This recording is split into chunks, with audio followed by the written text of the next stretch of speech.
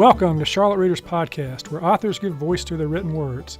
This is the show where we meet Charlotte area authors and those who visit the Queen City, and we hear them read their work. Today, I'd like you to meet some of the authors who've appeared on the podcast and get a feel for what we do on the show. I'm your host, Landis Wade. Thank you for listening, and in this case, for watching too. So tell us about the podcast.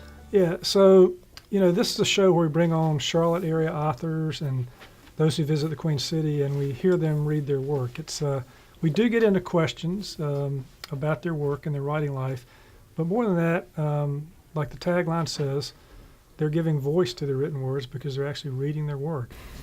Was it all just a big misunderstanding, the uncoupling? Did I make it all up?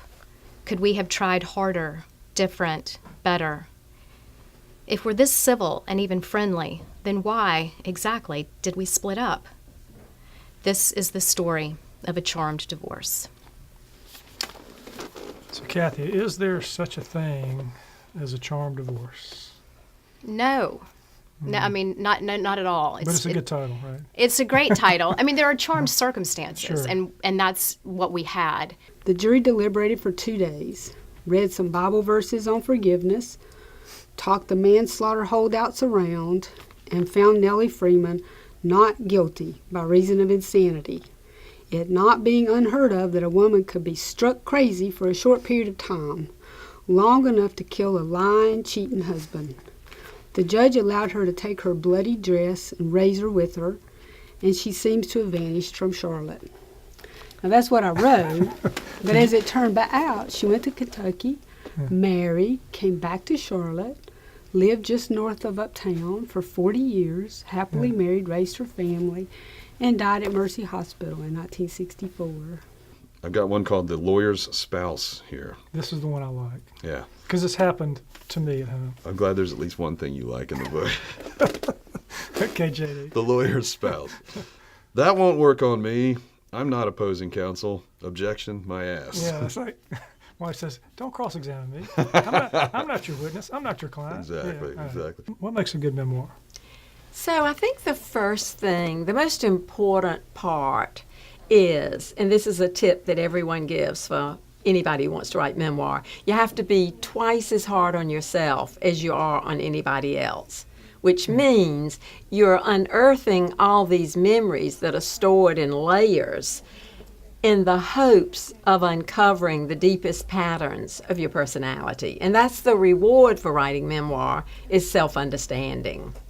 Mensch is a Yiddish word reserved for those few special people we hold in the highest esteem, those who earn our deepest respect. I met such a young man on a sunny, crisp December afternoon on the campus of East Carolina. In that moment of recognition, all those years of being a single parent, feelings of inadequacy, the sleepless nights, paid their dividends in full. I had raised a Mensch. That's a wonderful story, and I can see how when you read it again, you get emotional about it. Oh, even now. I stand too fat, too bald, too old, too dull. I try to will my love into the world. I carve her face in stone and text the gods. I wear a bra upon my brow and chant, in hopes of swiping her into my life. I kiss the screen and wish for her warm lips, but taste of only the cold, hard screen.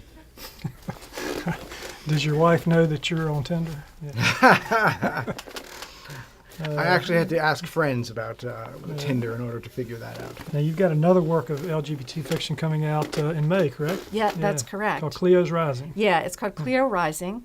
It's the story, it takes place in 1983, so it's a little bit later than the Ada decades. And this character comes from Western North Carolina? Yeah, she does. She comes from just outside of Asheville, and in 1983 she decides that Asheville is too small a town for her, and that she moves to New York City to pursue a career in publishing. And through a series of events, she becomes the Gal Friday to a writer of the lost generation, a woman who accomplished one great book and then sort of became a recluse. I think of her strange phrases, her agitation. Was it all a code, a message she was trying to send to the people she loved? A message that said, I'm still here, I need you? I can tell that it's difficult for you even still to read that, isn't it? It brings back a lot of memories. And But the great thing about it is that through that pain, there was this sense that she knew who you were. Yeah, yes. yeah, and that had to make your heart It whole. was such a gift. And, those moments just only came every once in a while. But when Right. they did, it was like, wow, just a treasure. Sunday evenings driving back to KC over that beige rolling prairie, it was always the same. Guilt, doubt, and bug splatter. Coyotes gnawed his Goodyear tires. Roadkill grinned from the side of the road by the light of a madman moon. By the light of a madman. That doesn't sound like a very fun trip back and forth. No. Yeah. Now, you've been known, Gary, you read 4 stories on the podcast, and I've been reading your work. You've been known to write some sort of dark, edgy pieces, right? Yeah. After you offended all these women, you were out and about yourself one time, right?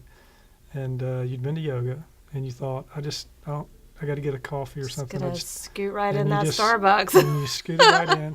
And what happened? Well, because karma Right. is a you-know-what. Right. I was spotted by a girlfriend, and she said, well, look who's out in Starbucks in her yoga pants. She took a picture too, right? She took a picture, put Went it vi- up on Facebook. Went viral, yeah. Went viral, and then I became one of the top 12 in the year-end fashion review of the Charlotte Observer. Yeah, be careful what you write about. Let's start with Beth's opinion, which I think Beth's her is the protagonist's friend, right? She was Yeah. the best friend. Yeah. All right. Yes. Well, let's hear from that. Okay. So everyone in the whole room focused on my teeth to determine what my basic color was. The class decided it was brown, as in mud, rats, rotten bananas, swamp water, and dirty anything. I ran out the side door after school. Thank heavens, home ec was last period, thinking my cheeks were so hot they must be leaving a trail of smoke. Violent crime had begun ticking upward nationally. The day before Belton walked into Piedmont courts with his gun concealed under a poncho, the New York Times published its first front-page story about crack, an addictive, purified form of cocaine that had appeared in the Bronx and was spreading through the city. Crack hadn't hit Charlotte yet, at least not in large quantities. That would soon change. Yeah, and a lot changed in this book. You've got a real arc here from Money Rock, which we'll talk about in just a second. But the nice thing about your book, that when I read it, was it reads a bit like a novel, but you get a lot of facts about Charlotte in the process. What was it like to walk the land of your father with your father? Yeah, it was powerful. It really felt like there was this sort of rooted consciousness that came up. It was like we were one, and we had had so many conflicts over the years. It just went away, and I just understood him in a totally different way. So what do you think of the podcast? Oh, I love the podcast. Yeah, and I'm yeah. going to tell you something. Yeah. And I don't know if I've told you this, but you do a marvelous job of getting, you're so subtle and so gentle about it, but you really ask the questions that what make people really open up. And I just think it's wonderful. And, we have such a wonderful array of authors and poets and writers in this community. And you really are able to get things out of us that maybe some of us are trying to hold back, although we write about it, but you do a marvelous job. Thanks. You did that just like I asked you to. Well, that's it for today. Another set of authors giving voice to their written words. Please tune in to Charlotte Readers Podcast. You can listen to us on Apple Podcasts or wherever you like to get your podcasts, and at our website, charlottereaderspodcast.com. Until the next episode, I'm Landis Wade for Charlotte Readers Podcast.